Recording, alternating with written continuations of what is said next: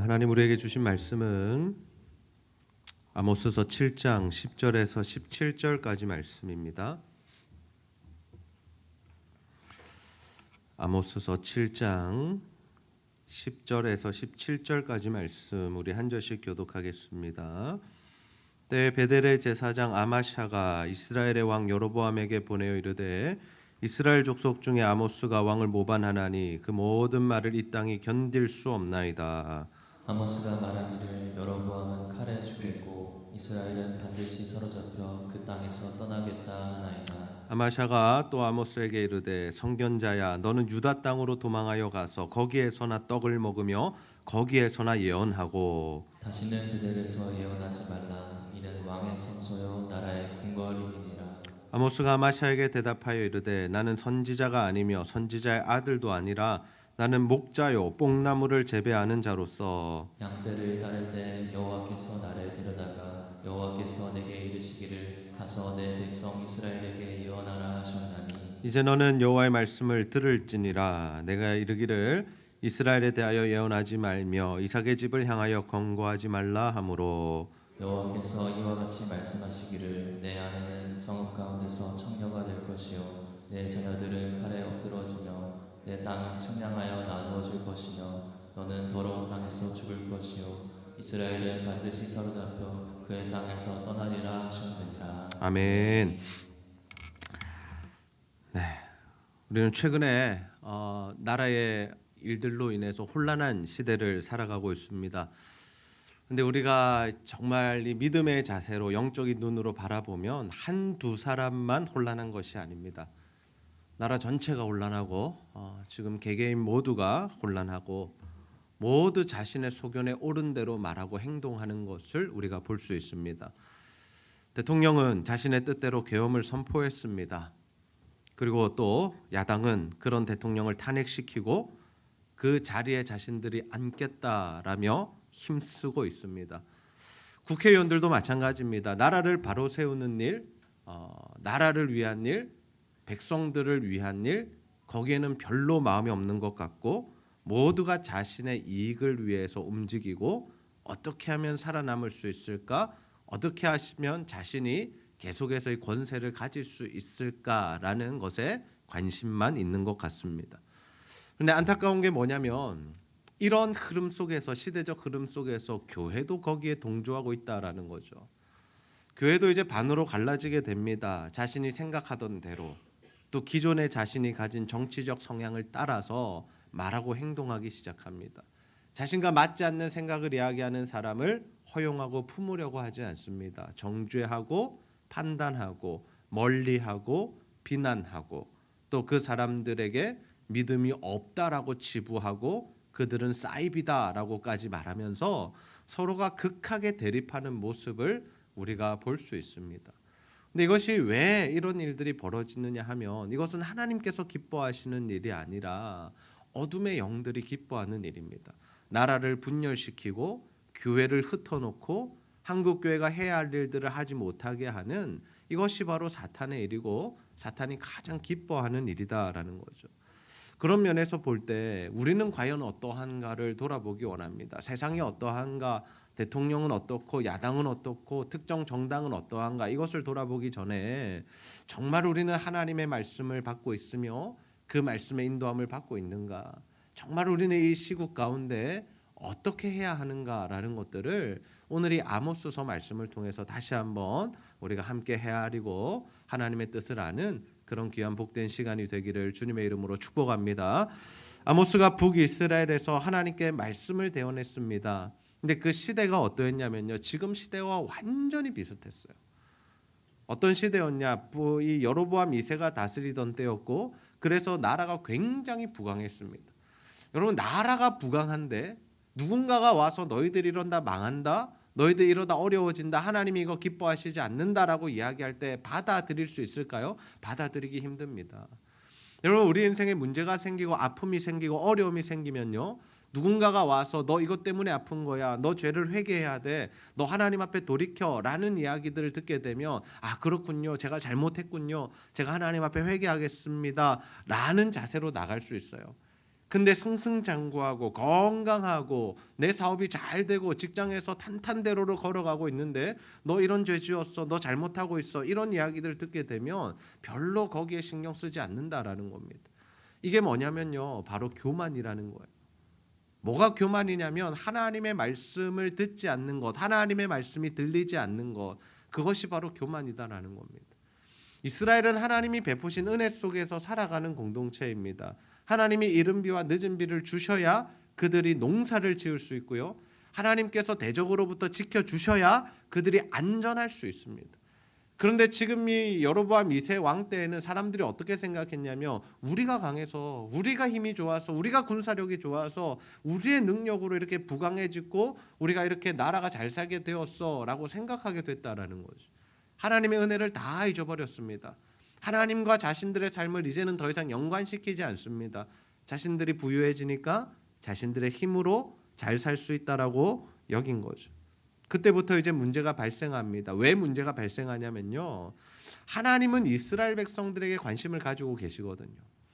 이스라엘 백성들은 하나님을 몰라라 하고 하나님과 관계없는 삶을 살아가려고 하지만 하나님 입장은 그렇지 않아요. 하나님은요, 여전히 이스라엘을 사랑하시고 그들을 자신의 백성 삼으셨고, 그래서 그들에게 무언가 말씀하기 원하시고 그들과 관계를 회복하기 원하시기 때문에 하나님은 계속해서 이스라엘에게 개입하시는 겁니다. 그들의 삶 가운데 계속해서 말씀하시는 겁니다. 그런 시대를 살아가는 이 이스라엘 백성들에게 누가 나타나느냐? 남유다 출신의 아모스라는 선지자가 나타나요. 그리고 하나님의 말씀을 전하기 시작해요. 그런데 그게 뭐였냐면 그들의 죄를 지적하는 거예요. 그들이 잘못했다라고 이야기하는 거예요. 너희들 이렇게 살면 망한다고 이야기하는 거예요. 이런 말을 듣자 이 베델의 선지자, 베델의 제사장이었던 아마샤가 딱 나와서 뭐라 그러냐면요, 이건 모반죄야 그럽니다. 이 사람 반역을 일으키네. 이 사람 지금 국가를 전복시키려 하네. 이 사람 없애야 돼. 그러면서 자신이 나서서 뭐라고 이야기하냐면요, 너네 땅으로 돌아가라고 이야기합니다. 우리 아모스서 7장 12절에서 13절 한번 읽어봅시다. 시작.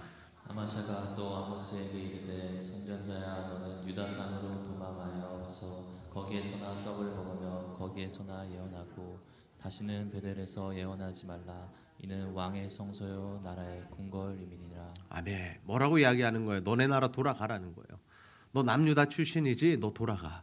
우리나라 와서 이런 이야기 하지 마. 우리 잘 살고 있는데 무슨 쓸데없는 소리 하는 거야. 너 이제 돌아가. 여기서 너 이야기 듣기 싫어. 여기서 사라져. 없어져. 이런 이야기를 하고 있는 거야. 감히 여기가 어디라고 이야기하는 거야. 여기 베델이야. 여기 베델이야. 여러분, 베델이 뭐예요? 베델이 하나님의 집이라는 뜻이잖아요.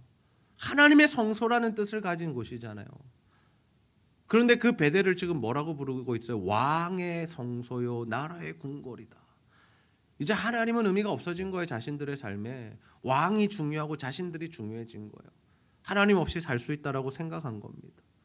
교만해지면요, 하나님의 말씀이 들리지 않아요. 여러분, 최근에 하나님께서 우리에게 말씀하실 때에 날마다 큐티하고 말씀 묵상하시고 또 공동체 예배를 통해서 설교를 들으실 때에 그것이 하나님이 나에게 주시는 말씀이라고 들려지는 것이 은혜라는 사실을 여러분 기억하시기를 바랍니다. 교만해지면 이게 들리지 않는 거예요. 하나님은 계속해서 말씀하시는데 이게 나에게 주시는 말씀으로 듣지 않는 거예요. 나에게 주시는 음성으로 듣지 않는 거예요. 그냥 한 귀로 듣고 한 귀로 흘려버려요. 아니면 지식적으로만 취하려고 그래요. 아니, 이거는 다른 사람, 저 사람을 위한 말씀이야 라고 손가락질하며 그렇게 이야기할 수 있다라는 거예요. 그 하나님이 모든 말씀이 아모스의 말씀을 주시는 이유가 뭐냐? 우리 자신을 위해서 지금 이 말씀을 주고 계시다라는 거죠. 아모스가 이 아마샤에게 뭐라고 이야기하냐면요, 14절과 15절 말씀해 보세요. 자신에게 떠나가라. 너 여기서 말하지 마.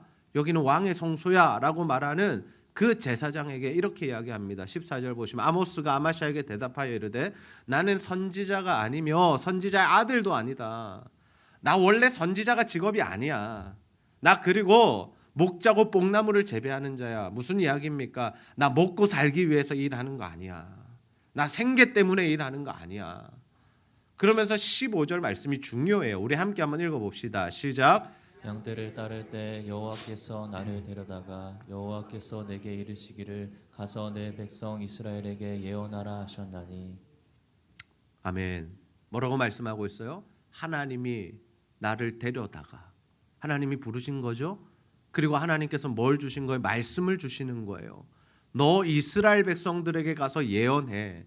근데 이 예언한다라는 것은요, 하나님의 말씀을 받아서 대언하는 거거든요.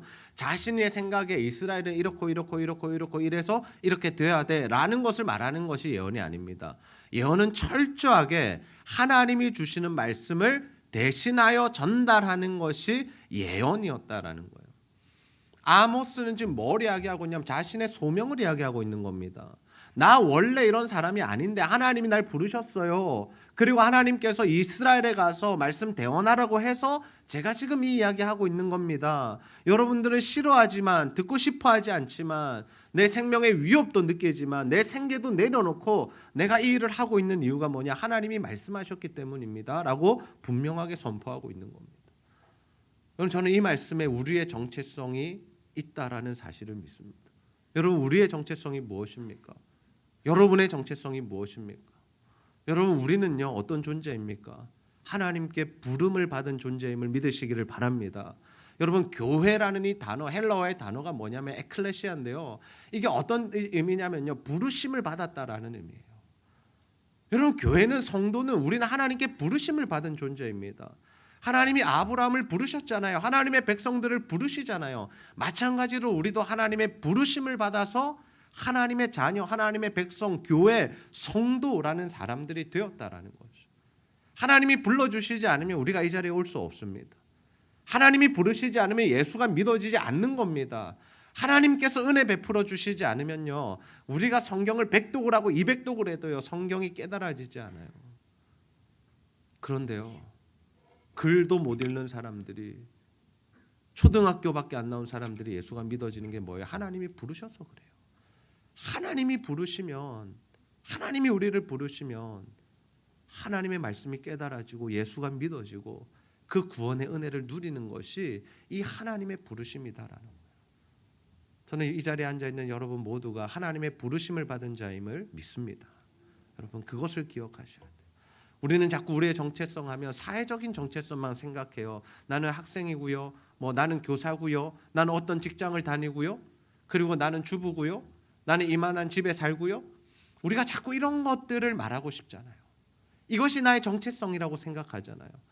그러나 하나님은 우리에게 그 정체성을 주시지 않았어요. 우리가 받은 유일한 정체성은 뭐냐? 하나님께 부름받은 성도, 하나님의 백성, 교회, 하나님의 나라에 속한 자들이라는 정체성을 가지고 있어요.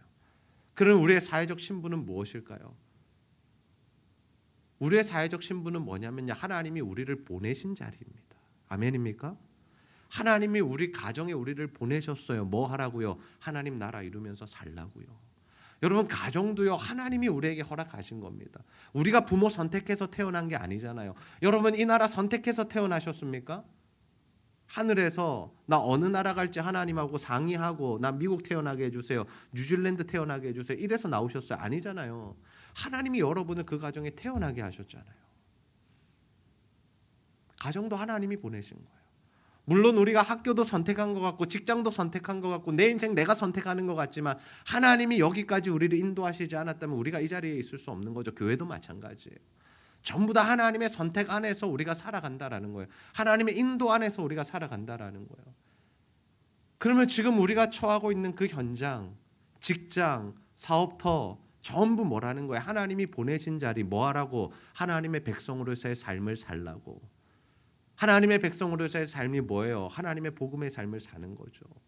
주의 복음을 전하며 사는 거죠. 예수가 누구신지를 나의 삶으로 나타내며 사는 거죠. 그게 바로 우리의 삶의 자리이고 삶의 터전이라는 거예요. 그래서 이렇게 보시면 좀 편하실 것 같아요. 우리의 정체성은 하나님 자녀인데, 그러면 우리에게 보내신 자리는 어디냐? 내 삶의 자리, 가정, 직장, 또 나의 이웃들, 거기가 내 삶의 자리잖아요. 그럼 그곳을 뭐라고 생각하시면 되냐면 선교지다고 생각하시면 돼요. 우리는 전부 다 선교사예요. 왜? 부름을 받았고 보내심을 당했으니까. 하나님이 우리를 부르셨고 우리 삶의 자리에 보내셨으니까 그 자리에서 하나님의 나라를 이루어 가시는 겁니다. 그래서 가정에 보내셨으니까 가정을 복음화하는 거죠. 우리 가족들 예수 믿지 않으면 복음 전하셔야 돼요. 그들을 주께로 인도하셔야 돼요. 우리 직장에 갔잖아요. 예수 믿지 않는 사람 훨씬 더 많죠. 그들에게 어떻게 해야 돼요?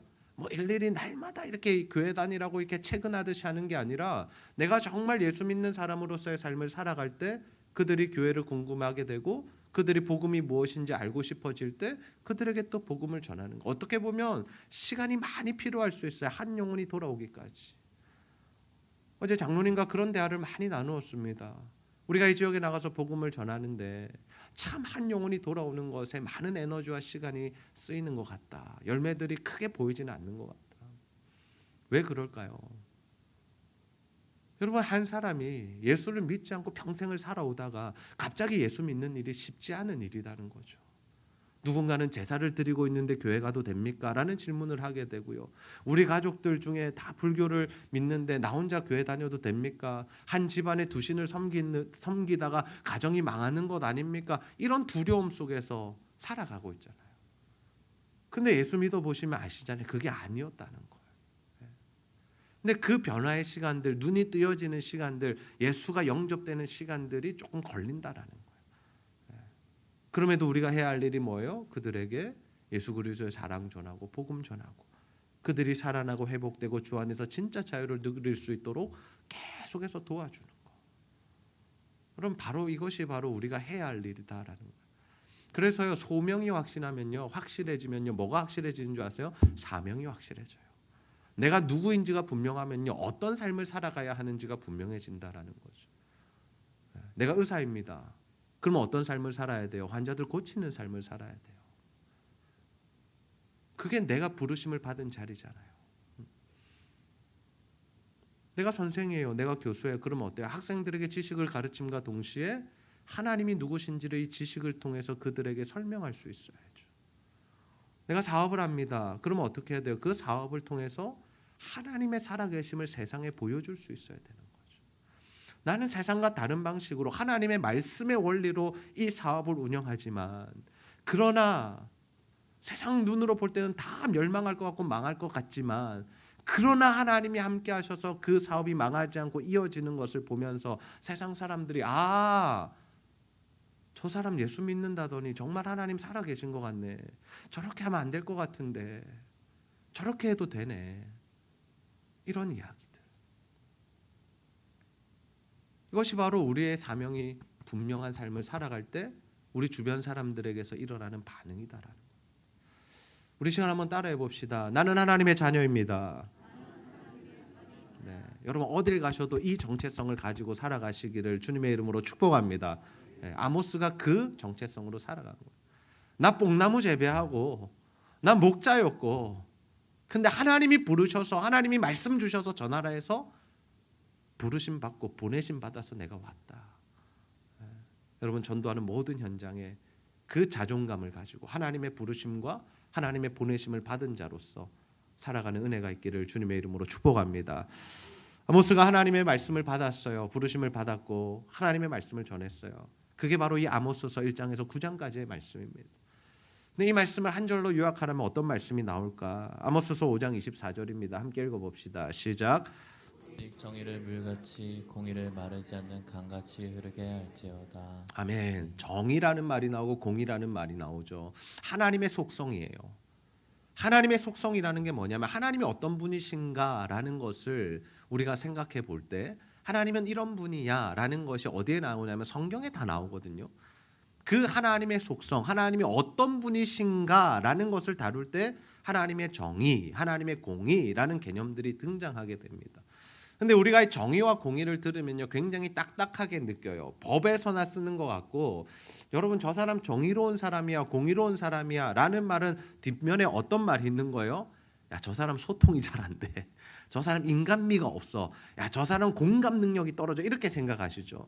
그래서 뭐 정의롭다 공의롭다 할 때는 막 무서운 사람 막 법대로 딱딱할 단칼에 자르는 사람 이런 거 생각하시는데요. 이 하나님의 속성이 공의와 정의만 있는 게 아니라 뭐가 있냐면요. 사랑과 인애와 긍휼이 있거든요. 근데 이것이 항상 어떠냐면 조화롭게 함께 나타나는 겁니다. 하나님은 정의로운 분이셔. 하지만 그 하나님은 사랑이 있으신 분이야. 근데 이거를 구약과 신약으로 나누지 마세요. 구약은 공의의 하나님, 신약은 사랑의 하나님이 아닙니다.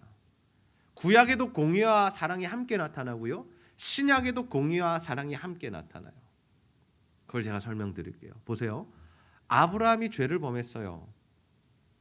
그러면 아브라함이 죄를 범하면 어때요? 하나님 아브라함을 버리시는 게 합당하죠. 근데 어때요? 하나님이 그를 어떻게 하죠? 계속해서 끌고 가시잖아요. 변화시켜 가시잖아요. 결국에는 믿음의 사람으로 세워 가시잖아요. 그게 뭐냐면 하나님의 사랑과 인애와 공의와 오래 참으십니다. 그냥 단칼에 그냥 우리를 끝내버리실 수 있는데, 우리와 관계를 끊어내셔도 되는데, 우리와 다시는 관계 맺지 않으셔도 되는데, 우리가 죄를 범해서 하나님 앞에 이제는 다시는 나아갈 수 없는 관계가 된 것 같은데, 하나님께서 베푸시는 은혜와 사랑과 인애가 뭐냐? 다시 우리를 자녀라 불러주시고 안아주시고 돌아오면 용서하시겠다 말씀하시고 돌아갈 때는 품어주시는 그 은혜. 둘째 아들이 집을 나갔습니다. 아버지 재산 다 가지고. 그러면 이제 끝난 겁니다. 사실은 더 이상 관계는 없어야 되는 겁니다. 그 당시에 아버지를 죽은 자 취급했으면 그 아들은 이제 아버지와 관계가 없어지는 상황입니다. 근데 어떻게 해요? 그 아버지가 어때요? 그 아들 기다려요. 기다리다가 오니까 끌어안고 입 맞추고 사랑을 고백하고 아들의 지위를 회복시켜주죠. 그러니까 첫째 아들 난리 났잖아요. 아버지 왜 이렇게 공의롭지 못해요? 정의롭지 못해요? 라고 이야기하잖아요. 그때 아버지의 말이 뭐, 아니 얘는 죽었다 살아났잖아. 그 아버지의 사랑으로 공의와 정의를 덮어버리는 거예요. 그 공의와 정의와 사랑과 인내, 그게 극치로 나타난 게 어디냐? 예수님의 십자가 사건입니다. 죄 지은 우리가 죽어야 됩니다. 저와 여러분이 죽어야 할 자리가 십자가입니다. 하나님의 사랑이 뭐예요? 아들을 보내주시잖아요. 예수님을 보내주시고 그 예수 그리스도의 십자가에 달려 죽게 하심으로 누구의 죄를 사해 주시는 거예요? 예수를 믿는 모든 자, 그냥 모든 자가 아니라 예수를 믿는 모든 자의 죄를 사하셔서 예수를 믿는 자는 영생을 얻고 예수를 주로 고백하는 자는 하나님 나라에 가도록 만드신 거, 그것이 바로 하나님의 공의와 정의죠. 왜? 죄인은 천국에 못 가잖아요. 죄인은 하나님과 소통할 수 없잖아요. 그게 하나님의 정의와 공의입니다. 그래서 하나님이 내리신 방법이 뭐냐? 그 공의와 정의를 누가 뒤집어 쓰시는 거예요? 그 죄의 값을 하나님 자신이 뒤집어 쓰시는 거예요. 사람이 죽어야 될 자리에 하나님이 죽으시는 겁니다. 그 은혜를 받은 자들이 누구예요? 우리들이라는 거예요. 그 은혜로 살아난 자들이 우리고요. 그 은혜를 아는 자들이 우리고요. 그래서 우리가 하나님을 아버지라 부르고 예배하고 기도하고 하나님을 의존하여 살아갈 수 있는 게 뭡니까? 이 사랑에 의지해서 우리가 살아갈 수 있는 거죠. 그러면 그 사랑을 받은 자들이 살아가야 할 삶의 모습이 뭐냐고요? 하나님을 닮아가야죠. 그 은혜를 기억해야죠. 그 은혜로 우리도 살아가야죠. 그래서 하나님을 아는 자들은요, 어떻게 살아가냐면 그 하나님의 사랑을 흘려보내고 그 은혜를 흘려보내는 삶을 살아가게 됩니다. 그게 하나님을 닮아가는 겁니다. 하나님의 사랑이 점점 내 안에서 많아져서 그 사랑이 다른 이들에게까지 흘러가는 것이 하나님의 사랑이라는 거예요. 하나님의 아들의 모습이라는 거예요. 처음에는요, 우리가 그렇지 않아요. 처음에 우리가 예수 믿고 처음에 우리가 은혜 받기 시작하면요, 어떻게 가냐면요, 계속해서 내가 은혜 받는 것에만 치중합니다. 은혜 주세요. 더 뜨겁게 하나님 말씀 주세요. 신비한 것들 체험하게 해주세요. 계속 여기로 가요. 왜? 그게 채워지지 않으니까. 근데 그게 채워지는 순간 뭐가 되는 거예요? 그 사랑이 깨달아지는 순간 어디로 가는 거예요? 이 사랑이 그냥 자연스럽게 흘러가는 거예요. 누구에게? 다른 이들에게. 그 은혜가 흘러가는 거예요. 내가 받은 사랑이 크니까 나도 저 사람 용서하고, 내가 받은 은혜가 크니까 나도 저 사람을 살리기 위해서 애를 쓰고, 나와 전혀 상관없는 사람들인데, 내가 그렇게 살지 않아도 되는데 그 사람을 향해서 그 사랑과 은혜를 흘려보내는 거, 차 한 잔 대접하고 붕어빵 하나 갖다 드리고 그 사람을 위해서 기도해주고, 우리가 안 하면 어때요? 안 해도 상관없잖아요. 그러나 하나님의 은혜를 아는 자들은 그 일에 동참하게 된다니까, 하게 된다니까. 왜? 아버지의 마음이 자꾸 부어지니까, 아버지가 그 마음을 주시니까 우리가 움직이지 않을 수가 없는 거예요. 아버지의 마음으로. 그게 하나님의 백성의 삶의 모습이다라는 거예요. 근데 이스라엘 백성들이 어떻게 했대요? 그 은혜는 받아놓고 자신들은 배부른데 그런데 그 은혜를 어떻게 해요? 흘려보내지 않더라는 거예요. 아모스서 6장 말씀 보세요. 6장 4절에서 6절 말씀 보세요. 함께 읽습니다. 시작. 상한 상에 누우며 침상에서 기지개 켜며 양떼에서 어린 양과 우리에서 송아지를 잡아서 먹고 비파 소리에 맞추어 노래를 지절거리며 다윗처럼 자기를 위하여 악기를 제조하며 대접으로 포도주를 마시며 귀한 기름을 몸에 바르면서 요셉의 환난에 대해서는 근심하지 아니하는 자로다. 아멘. 4절에서 6절 중반절까지는 뭐냐면요. 그들이 누렸던 부요함과 배부름과 사치와 멋진 삶의 모습, 즐기는 모습, 행복하고 향락을 누리는 모습이에요. 근데 이것만으로 하나님께서 뭐라고 하시는 게 아니에요. 하나님께서 우리에게 주신 것들은요, 누리라고 주시는 거거든요. 하나님이 음식을 먹고 소화시키고 건강하게 살아가는 거 원하시는 겁니다. 우리의 형편이 되는 대로 운동하셔야 됩니다. 여러분 가족들과 휴가하셔야 되고요. 좋은 시간 보내셔야 돼요. 영화도 보시고 가능하면 뮤지컬도 보시고 바닷가 가서 산책도 하시고 가족들과 그런 시간 보내시라는 거예요. 하나님 안에서 누리시라는 거예요. 근데 하나님의 이 방점이 어디 있냐면 이 6절 마지막 부분에 있다라는 거예요. 너희들은 그렇게 살면서, 너희들은 그렇게 하나님 은혜 누리면서, 너희들은 그렇게 행복하면서 왜 요셉의 환난에 대해서는 근심하지 않느냐라는 겁니다. 왜 너희만 그러면 되는 건데, 너희도 은혜 받아놓고 왜 너희만 그렇게 잘 사는 건데, 왜 너희만 배부르면 된다고 생각하는 건데, 네 옆에 죽어가는 사람 안 보이냐? 저 형제가 아파하는 것 안 보이냐? 다른 교회가 힘들어하는 것 안 보이냐? 예수 믿지 않아서 지금 죽어가는 영혼들이 네 안중에는 없느냐라는 것이 이 아모스의 외침이자 하나님의 마음이라는 거예요.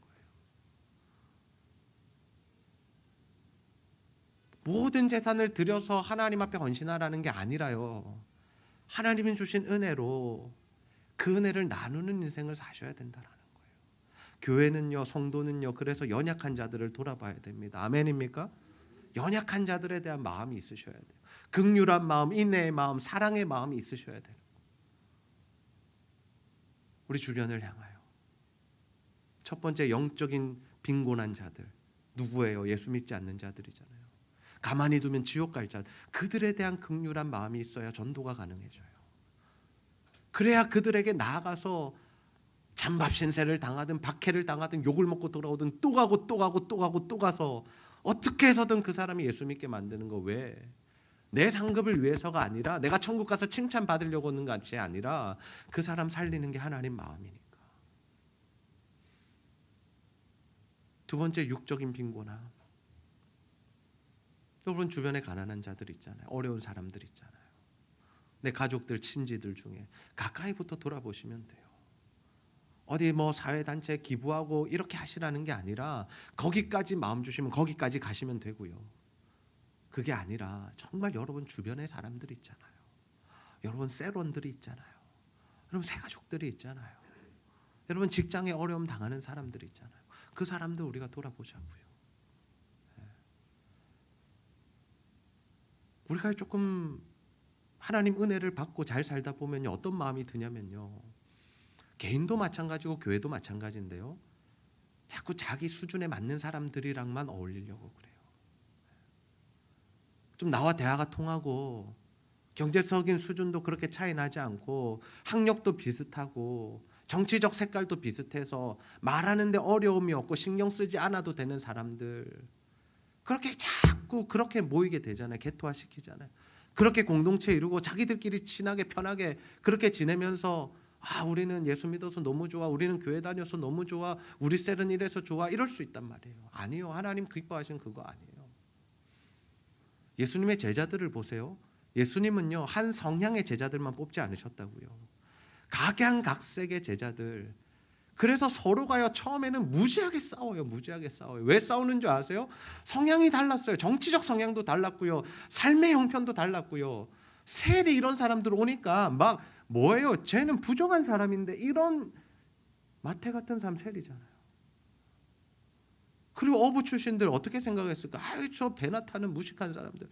무식하지 않아요. 배 타는 사람 그 당시에 부자였어요. 배 가지고 그물 가지고 있으면. 그래도 그렇게 생각할 수 있는 거예요. 배운 사람과 배우지 못한 사람, 사회적 인식이 좋은 사람과 좋지 않은 사람, 예수님 다 데리고 계셨다고요. 근데 그들이 제자로 다니면서도 서로 싸우고 이렇게 부딪히고 안 좋았을 거 아닙니까? 근데 이게 언제 해결되는지 아세요, 여러분? 이게 딱 해결되는 시점이 있어요. 언제냐면요, 주님 죽으실 때도 아니에요. 그때 뭐 대동단결해서 다 도망갔죠. 예, 대동단결해서 예수님 버리고 다 도망갔으니까 뭐 마음이 하나 된 것 같은데, 그 하나됨이 아니라 진짜 그들이 하나 된 사건이 뭐냐, 오순절날 성령이 임했을 때 그들이 더 이상 출신과 자신들의 정치적 성향과 이런 거 말하지 않더라는 겁니다. 뭐 했어요? 전부 다 나가서 복음 전했습니다. 전부 다 나가서 예수 그리스도의 그 십자가 사건을 전했습니다. 여러분, 교회가 여기로 가야 되는 거예요. 이 시국에 우리가 뭐 해야 되느냐, 누가 옳으냐, 어떤 편이 맞느냐, 어떤 게 더 정의로우냐 공의로우냐 따지고 있을 게 아니라 성령을 받은 자들이 해야 될 일은 뭐예요? 나가서 복음 전하고 한 영혼 살리는 일 하는 거. 제자들이 성령 받은 이후에 그것 때문에 싸우지 않았어요. 그 다음부터 그들이 했던 일이 뭐냐면, 어떻게 하면 생명을 살릴까, 어떻게 하면 교회를 세울까, 어떻게 하면 선교할 수 있을까. 여러분, 이 일에 집중했다는 사실을 여러분 기억하셔야 됩니다. 연약한 자들에게 가야 돼요. 복음이 필요한 자들, 우리의 사랑이 필요한 사람들, 그 사람들에게 가서 하나님의 사랑을 전하고 하나님의 복음을 전하고 그들을 살리는 일들을 하는 것이 바로 이 아모스가 또 하나님께서 이스라엘 백성들에게 원하셨던 삶의 모습이었다라는 거죠. 여러분, 연말이 다가오고 있습니다. 꼭 연말이어서가 아닙니다. 여러분, 주변의 사람들을 잘 살피십시오. 하나님 마음 주시는 대상을 잘 살피시고요, 배려하시고요, 섬기시고요, 사랑하십시오. 우리 삶에 하나님의 인애와 정의가 함께 가야 되는 거예요. 하나님의 사랑과 공의가 함께 가야 되는 거예요. 죄를 다 묵인하고 봐주자는 것이 아닙니다. 죄가 있으면 면밀하게 지적해야 됩니다. 그러나 아버지가 자녀를 대하듯 하셔야 돼요. 아버지가 어떻게 해요? 자녀가 죄를 범했어요, 나쁜 일을 했어요. 그러면 죽으라고 때려요? 아니잖아요. 엄하게 꾸짖지만 그 꾸짖음 안에 뭐가 있는 거예요? 이 자녀가 살아나기를 원하고 기대하는 마음, 사랑하기 때문에 혼나는 거잖아요. 여러분, 자신의 자녀 아니면 혼내지 않아요. 무단횡단을 하든 청소년들이 담배를 피고 있든 술을 마시고 뻗어 있든 내 자녀가 아니면요 아무런 신경 쓰지 않습니다. 왜? 나와 상관이 없으니까. 근데 내 사랑하는 자녀가 그런 일을 하게 될 때 어떤 거예요? 마음이 애가 타는 거잖아요. 애가 타는 거잖아요. 마찬가지예요. 여러분, 우리가 애타는 마음으로 정말 한 영혼을 위해서, 우리 주변의 사람들을 위해서 살아갈 수 있기를 주님의 이름으로 축복합니다. 여러분, 세상적인 성공은요 이제 추구하지 않으셨으면 좋겠어요. 그거는 뭐라고 말씀드렸어요? 그냥 하나님이 우리를 보내신 선교지예요. 선교지에서 성공하려고 하면 안 돼요. 선교지는요 그냥 하나님 보내셔서 그 역할을 감당하게 하시기 위해서 우리에게 주신 겁니다. 그러면 그것이 높은 자리든 낮은 자리든 좋은 직장이든 좋지 않은 직장이든 이거 상관없는 거 아시겠죠? 이제 연봉이 많든 적든 상관없는 거 아시겠죠? 큰 교회든 작은 교회든 상관없습니다. 뭐 하면 되는 거예요? 하나님 보내신 그 일, 하나님께서 원하시는 일만 집중하면 되는 겁니다. 우리가 옆에 사람들 그렇게 바라보면서 정말 사랑하고 섬겨서 한 영혼 한 영혼을 세워가는, 정말 이 아모스서에서 지적했던 그 죄를 우리가 동일하게 답습하는 것이 아니라 하나님이 원하시는 자리로 가서 하나님이 원하시는 그 인애의 삶, 공의의 삶, 그리고 정의와 공평과 사랑과 긍휼의 삶을 사셔서 여러분이 살아날 뿐만 아니라 여러분을 통해서 다른 사람들이, 가족들이, 다음 세대가, 교회가, 이 지역이, 열방이 살아나게 되는 은혜가 있기를 주님의 이름으로 축복합니다.